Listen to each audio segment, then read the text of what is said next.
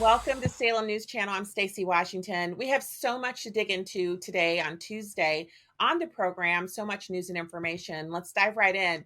You have Senate Majority Leader John Thune firing a warning shot at Democrats amid calls for the upper chamber to cancel its August recess and confirm more of President Trump's nominees. In remarks on the Senate floor, Thune explained how the Senate has confirmed 107 civilian nominees over the past 6 months, nearly doubling the pace seen during President Trump's first term.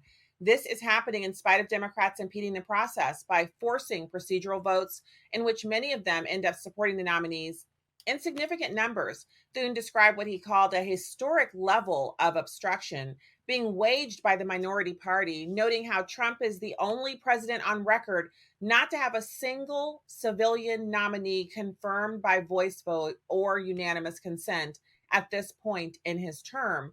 By comparison, the leader pointed out former President Biden had 44 civilian nominees confirmed by voice vote at this point in his first and only term. Now, this is a sign of the Trump derangement syndrome run amok, but it's also a sign that Republicans, even when they oppose the incoming president, will still work in good favor and good cooperation in order to advance the aims of that government, even though they disagree with it ideologically. Democrats can't seem to bring themselves to the table anymore, and you should not reward them by electing any of them if they can't help government work for you. Turning now to China and the meeting in Sweden, US and Chinese officials began a second day of talks in Stockholm to resolve long-standing economic disputes and step back from an escalating trade war between the world's two biggest economies. The meetings may not yield immediate large breakthroughs, but the two sides could agree to another 90-day extension of a tariff truce that was struck in mid-May. It may also pave the way for a potential meeting between US President Trump and Chinese President Xi Jinping later in the year, though the president has denied going out of his way to seek one. Joining me now to discuss is host of the Bill Walton Show, Bill Walton. Welcome back. Great to be here. So let's start off with these talks between China and President Trump and his representatives. I know the Chinese are tough. They have some things that they really desperately want. Yeah. President Trump already agreed to allow 370 some odd thousand of their students to be educated in the United States in our universities.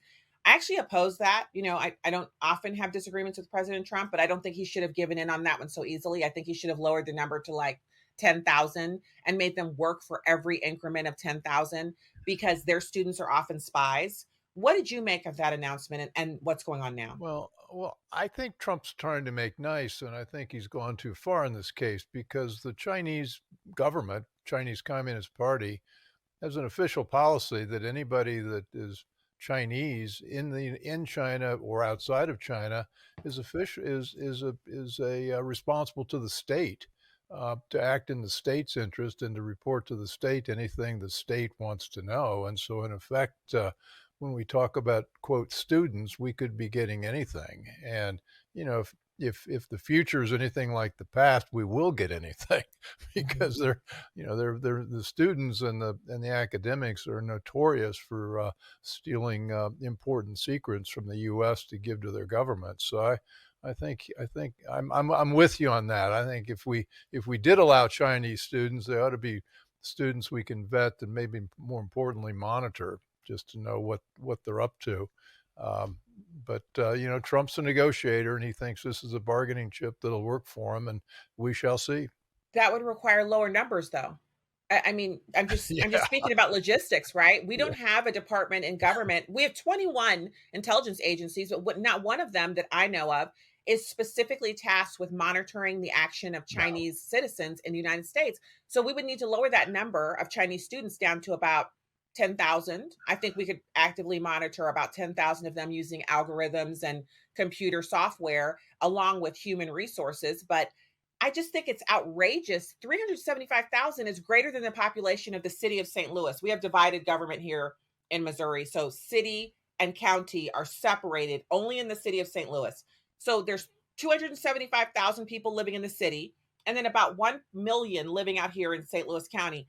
And 370 some odd thousand Chinese students would be allowed to intersperse themselves at universities around the country. And we're supposed to monitor all of them. I think it's outrageous.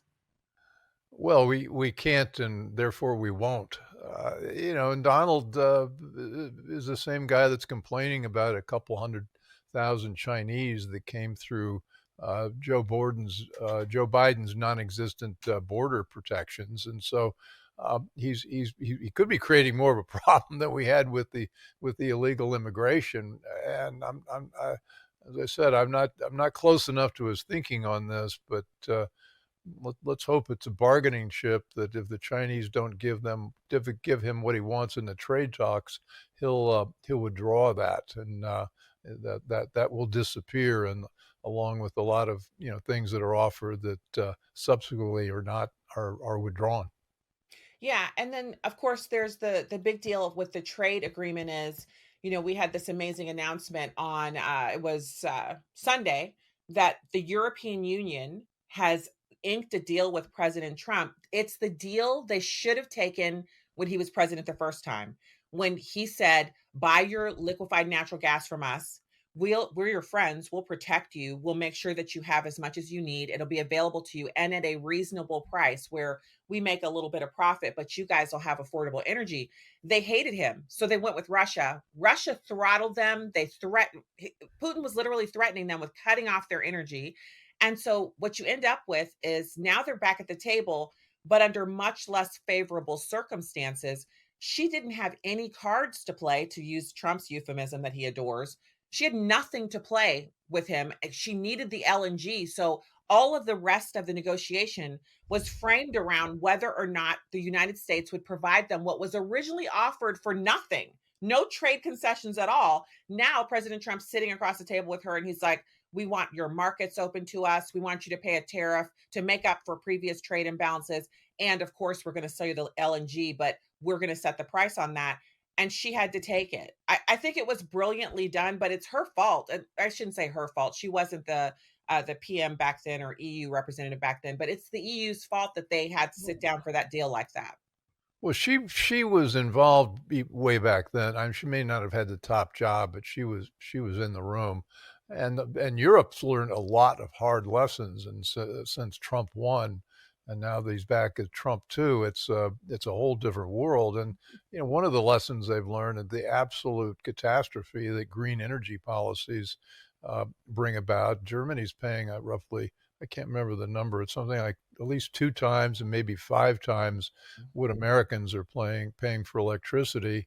Their economy is not growing. It's falling. It's shrinking, and it's all because of lousy energy policies. And then they had a lot of illusions back in the day about NATO, and they didn't have to do anything, and the United States was going to provide cover. And then Ukraine happened, and they've now discovered the limits of their old way of handling NATO, and now they're all ponying up to 5%. And so this is just the latest in the series of prices the Europeans have had to pay for. In some cases, they're intransigence, otherwise just sort of their blissful optimism that things would work out and the United States would protect them.